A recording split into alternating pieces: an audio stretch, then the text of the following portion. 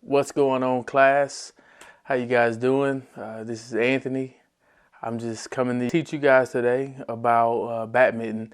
Badminton is a racket sport. This sport is kind of similar to tennis. However, there are going to be a lot of comparisons to tennis because it's the most visually compared sport that I can come up with compared to badminton. A little bit about the history of badminton. Started in 1804. It started out as a game called battledore and shuttlecock. With that game, it actually was totally different from what we have today. The game was actually played with 2 to 4 players, and they would actually have the battledore or the shuttlecock, which is basically the racket and the shuttlecock.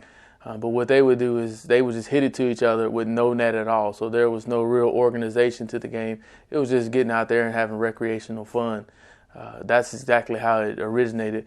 And then further along, like toward the mid-19th century, they actually started putting more rules into the game because it became more widespread. It wasn't really that big, but it did become more widespread at that time. A little bit longer down the way, in the mid-1900s, they actually started playing it as a world game, so it became competitively played around the world, and teams would travel around the world and play other teams in the world. A lot of teams from like Asia, they were the ones that were dominating this game tremendously compared to any other country in the world.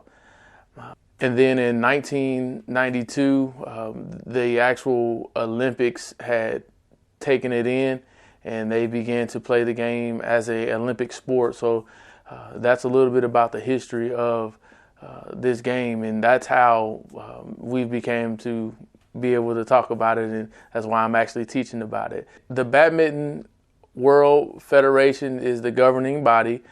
They are the actual overseers of the sport. They're the ones that keeps the records. They hold the rules, and they make sure that everything's still in line with standards. They set the standard and everybody else just follows. So that's part of the governing body. They're really called the BWF. That's really what their main goal is just to govern the game and make sure it's played the right way. All right, so it's an indoor and an outdoor sport. It is played on a little bit about comparison. This is the comparison of a badminton court compared to a tennis court. This right here is a comparison.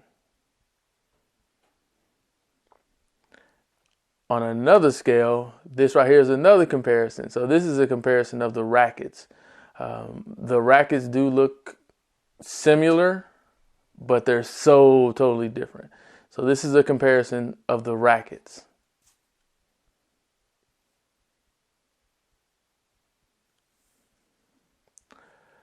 The last comparison is the projectile that we use. So the projectile that we use for badminton is called a shuttlecock, and this is what it looks like.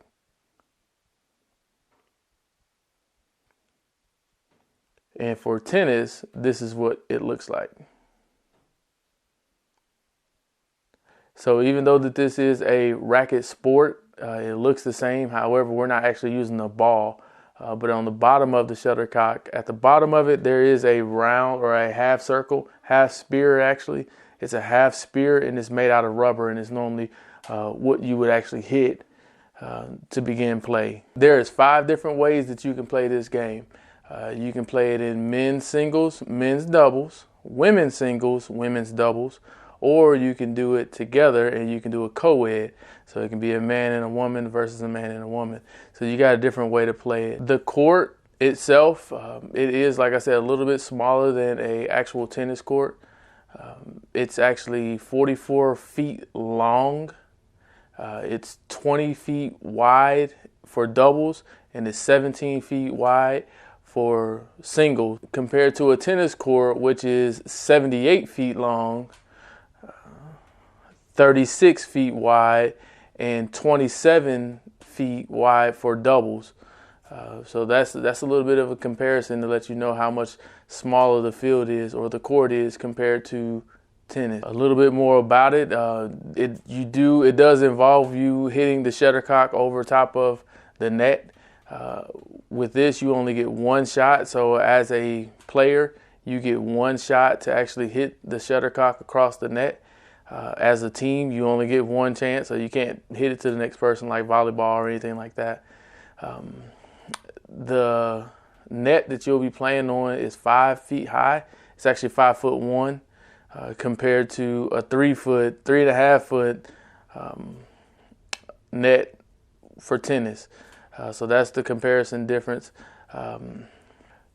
The shuttlecock, which is similar to what you would call the ball or the projectile that you are hitting with the racket, it's actually plastic, or you can have one that's feathered. So it just depends on who you're playing and how you're playing and where you're playing. Some people do prefer a feathered shuttlecock compared to a plastic one. And then you also have some that may even be, most of them are rubber. They're made out of rubber. And then you have some of them that are not made out of rubber. They're actually made out of iron. Those are going to be the outdoor shuttlecocks. That way, if it's windy outside, it's not really affecting because it's a little bit more heavier. Like I said before, a little bit about the game. The way that it's played, you're going to start out with someone serving. So you're either going to be a single server, or you're going to have doubles where your serve and your partner is going to stand back and wait for you. There's different ways to actually serve. It depends on which points you have. For example, you have the entire court to serve to if it's the beginning of the game. So when you're in the beginning of the game, it's just normal play. You can serve anywhere on any side. You can stand actually in the middle of the line, and you can serve to any side. If your score is even, then you'll stand on the right side and you'll serve to the left side. If your score is odd, then you'll stand on the left side and you'll serve to the right side. So that's just a little bit about how to serve. If you're in doubles, it's the same format. The only difference is if you're serving and if you've already won that match or that play, if you won that play, then you will continue to serve until it comes back around. So for example, if I'm serving, I'll serve, and if we just keep gaining points, we're racking points, we'll just keep racking points. And then once I serve, and if we lose a match, what'll happen is my partner, once it comes back to us, my partner will actually serve. So that's the only way that you'll actually switch to servers in badminton. The only way to actually gain points is if you hit the shuttlecock and you actually knock the shuttlecock to the other side of the net and it hits the ground. Or if there is a fault. There's different ways you can get a fault. We'll go over that a little bit later. But those are some of the ways and some of the reasons that you would actually gain points in the game. There will be an official there. The officials are the ones who actually call the faults and they actually call the points. All right, so this is how you get points in badminton. The game is actually played to 21. However, you have to win by at least 2 points. So if you're at 20 and it's 20, if it's tied at 20, you can't win at 21. You have to actually win 20 to 22. So you'd have to get 22 points.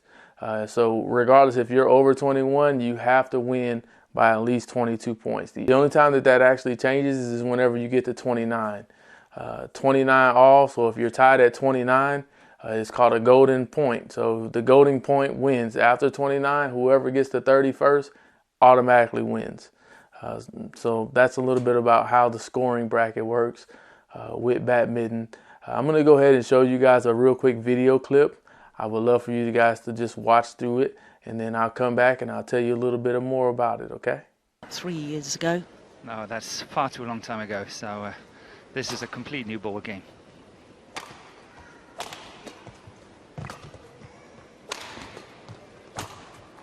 Well taken. Now Morton, presumably, I know this is going to sound odd, but perhaps the disappointment of losing a semi-final is going to be greater for the #1 seed, PV Sindhu. She will have come here really high expectations of winning a gold medal, whereas I suspect T Jing-yi probably, you know, came here with more realistic ideas of wanting to medal. So perhaps more difficult for PV Sindhu to bounce back after this morning's defeat. I don't know. Is that the way it works? I don't think so in this case. I don't think it's unrealistic to say that PV Sindhu came here to win the gold. I think she was top favourite to win it. We've seen a very well playing Michelle Lee from Canada beating her twice in the team event, and then later on this morning in the semi-final of the individual event. So I don't think it's unrealistic to say that she was hot favourite to win. Also, I just wanted to put this fun fact out here. A shuttlecock was actually recorded as the fastest projectile hit in a sport. This right here is a chart, which is actually pretty cool. This chart actually shows different sports and how hard those projectiles, balls, or pucks were actually hit.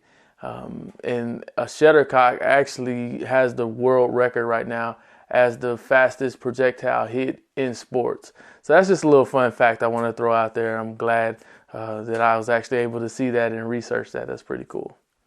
I appreciate you guys for your time. Appreciate you for watching. Hopefully you learned something. Hopefully you learned something new. Hopefully you feel like you want to get out there and play some badminton. You actually can go to one of these stores, a sports store around, and they actually have kits that you can do it and play it recreational, or you can just go outside in your yard and play, or you can set it up on the beach and you can actually play it on the beach. So get out there, have fun. Hopefully you learned a lot, or hopefully you learned enough. All right, bye.